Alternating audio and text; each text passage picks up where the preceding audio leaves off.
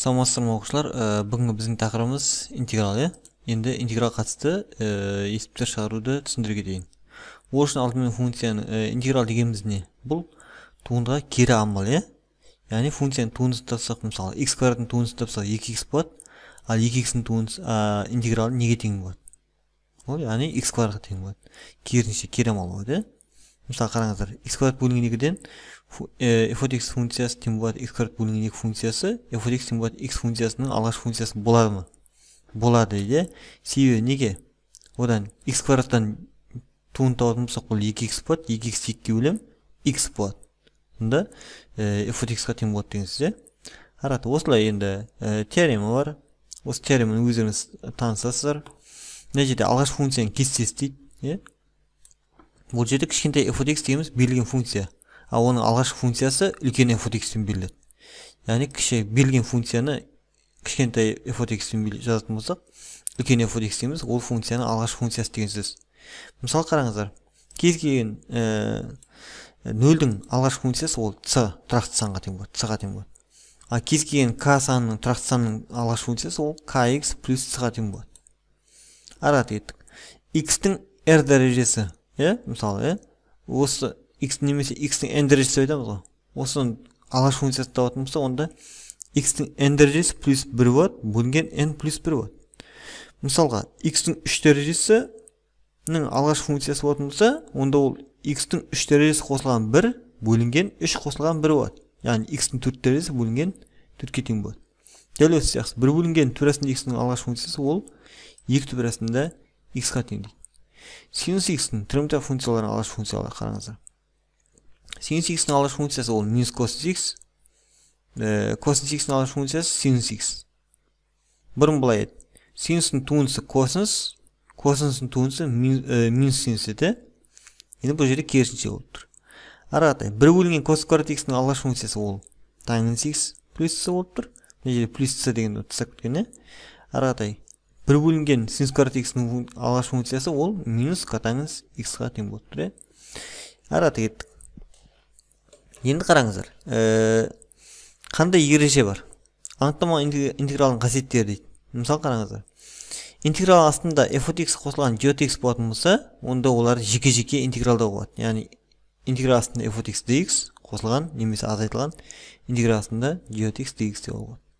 Мысалы, мына жерде қараңыздар, интеграл астында 7 минус 6x дейді. Біздегі f от x деп тұрамыз, мына 7-ге тең болып тұр, ал g от x деп тұрамыз 6-ға тең болып тұр. Арасында азайту, Онда 7-ның бірінші алғашқы функциясын тауып алып, одан азайту болады, 6x-тің алғашқы функциясын тауып алып. Міне қараңыздар, осылай жазған, интеграсында 7x минус dx, интеграсында 6x dx тең болады, 7 тұрақты сан болғандықтан, интегралдың қасиеті бойынша ол алдына шығып кетеді, сонда 1 dx болады, 1 dx дегеніміз ол x-қа тең болады. Сонда 7x болады. Ал 6x дегеннің алғашқы функциясы 6 алдына шығып кетеді, x-тің алғашқы функциясы ол x-тің 1 дәрежесі болғандықтан 1-ге 1 қосылады тағы да, сосын бөлінеді 1-ге 1 қосылған 1-ге. Сонда x квадрат бөлінген 2-ге тең болады. Сонда қараңыздар, 7x минус 6 мен 2 қысқарып кетті, 3x квадрат плюс c болады. Сондықтан енді сіздерге мысалды келтірейін. Мен мынандай шамалы күрделілік мысалдарды алдым.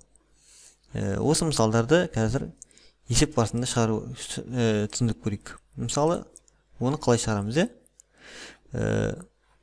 Былай айтайық, f от x тең болады, x куб минус 4 бөлінген x квадрат дейді. Алғашқы функциясын тап дейді. Яғни біздегі ол үлкен f от x, Үлкен f от x. Үлкен f от x-ті қалай табамыз? Ол үлкен f от x тең болады, интеграл астында x куб минус 4 бөлінген x-тің квадраты, x-тің кубы бөлінген 4 минус x квадрат, жақша жабылған dx болады. Тең болады. Мана айттық, интеграл астында f от x минус g от x болатын болса, онда оны жеке-жеке жазып болады дедік. Яғни интеграл астында x-тің кубы минус dx минус интеграл астында 4 бөлінген x-тің квадраты dx дедік. Тең болады. Енді қараңыздар, x-тің n дәрежесі болатын болса, онда n-ге 1 қосылады дедік. 3 дәрежет 1 қосылады. 4 болсын, алғашқы функция енді алғашқы функциясын табайын дедік, сондықтан мына интеграл жазбаймыз, біз dx жазбаймыз. X-ің 3 дәрежесіне қосамыз 1-ді дәрежесіне қосылады, бөлінген 3 плюс 1-ге бөліп жібереміз. Минус деп қояқ. Мына жерде 4 бар, және 4 бөлінген x квадрат дейді. Енді осыны бір көбейтін түріне жазайықшы. Ол 4 көбейтілген x-тің минус 2 дәрежесі ғой, dx болады. Тең болады. Мына ықшамдап жүретін болсақ, ол x-тің 4 дәрежесі бөлінген 4 болады, минус мына жерде 4 сан болғанда алдына жазып қоямыз. Ол санның алғашқы функциясы, ол мысалы 4x болады, яғни 4 алдына шығып береді, x-терге жазылады. Енді қараңыз, мына жерде 4x-тің минус 2 дәрежесі болғандықтан, бұл жерде x-тің минус 2 дәрежесіне 1-ді қосамыз да, минус 2 қосылған 1-ге бөлеміз. Сонда қасына жазамыз, x-тің минус 2 дәрежесі қосылған 1 болады, бөлінген минус 2 қосылған 1 болады. Плюс c деп жазамыз, тең болады дейік. Оны ықшамда жазатын болсақ, сонда x-тің 4 дәрежесі бөлінген 4 минус 2 плюс 1 ол минус 1 болады, минус 1 мынаумен көбейтіледі, плюс болады. 4 көбейтілген x-тің минус 2 плюс 1 ол минус 1 дәрежесінде, x-тің минус 1 дәрежесі плюс c болады. Яғни оны тағы да түрлендіретін болсақ, сонда x-тің 4 дәрежесі бөлінген 4 плюс 4 бөлінген x плюс c болады. Яғни x минус 1 дәрежесі ол бөлінді деген сөз. Так, жақсы. Араты келесі мысалды қарастырайық. Келесі мысал мынадай. Анықтамаған интеграл тап дейді. Мынандай белгіні біріншіден шығарып көрейік бұл жерден. Енді қараңыздар. Біріншінде интеграл астында 2 f от x пенен g от x функцияларының қосындысын берген. Олай болса 2-ні қосынды түрін жазамыз. Интеграл астында 3x-тің 5 дәрежесі dx қосылған 7 интегралсында 2 түбір астында x dx дейді. Тең болады. Енді қараңыз, мына жерде көбейту 3 бар болғандықтан, ол 3-ті интеграл алдына шығарып, сонда интеграл астында x-тің 5 дәрежесі dx болып тұр, плюс 7 бар, және 2 бар, 2-ден 7 деген санды алдына шығарып, 2-ден 7 шығып көреді, сонда интеграл астында dx бөлінген түбір астында x болады. Тең болады. Енді қараңыздар, x-тің 5 дәрежесі ол интеграл тапқан кезде x-тің 6 дәрежесі болады, бөлінген 6 болады. Сонда жазайық. 3 көбейтілген, тең болады, 3 көбейтілген x-тің 6 дәрежесі бөлінген 6 болады, плюс 2-ден 7-ні жазып қоямын, көбейтілген, мынау 1 бөлінген түбір астында x-тің алғашқы функциясы, мана 2 түбір астында x-терге кестеде бар, соны орнына қоя қояйық. Тең болады. Сонда 2 менен 2 қысқарып кетеді, 6 менен 3 қысқарады, 2 қалады. Сонда x-тің 6 дәрежесі бөлінген 2 болады, плюс 7 түбір астында x болады. Плюс c деген әріп жазып қоямыз. c дегеніміз, яғни мысалы плюс 1 болуы мүмкін, плюс 2 болуы мүмкін, плюс 3 болуы мүмкін, ол белгісіз қандай да бір тақты санға өзгертеді. Яғни геометриялық интерпретация, геометриялық кескінінде біздер айттық мұны, y тең болады 1 деген түзуді алатын болсақ, оның алғашқы функциясы y тең болады c болады. Яғни координаталық жазықтықта олар мынадай түрде кескінделуі мүмкін. Мысалы кез келген функцияның графигі, мысалы интегралдаған кезде ол мынадай түрде болуы мүмкін. Координаталық жазықтық беріледі. Мысалы x квадрат плюс c дегенде жазып көрейік. Мысалы бір парабола мүмкін. Ол мына жерден осындай парабола мүмкін. Немесе ол жоғары төмен көтеріліп түсуі мүмкін. Яғни мынандай параболалардың жиыны деген сөз. X квадрат плюс c деген сөз. Яғни бірнеше парабола болуы мүмкін. Осылардың қайсысы екенін белгісіз. Егер мысалы x квадрат плюс 1 деп біздер c-ның мәні анықтаған болса, онда біз бір бірлікке жоғары көтерілген параболаны айтамыз, онда ол мынау болады, графигі.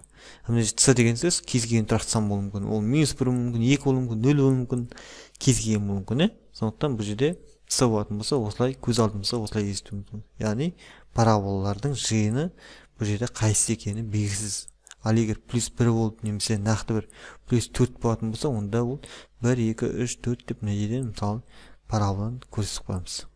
Яғни x квадрат плюс 4 деген парабола екенін көрсетіп тұрамыз деген сөз. Так, оқушылар, осылай біздер сіздерге бірнеше мысал келтірдім.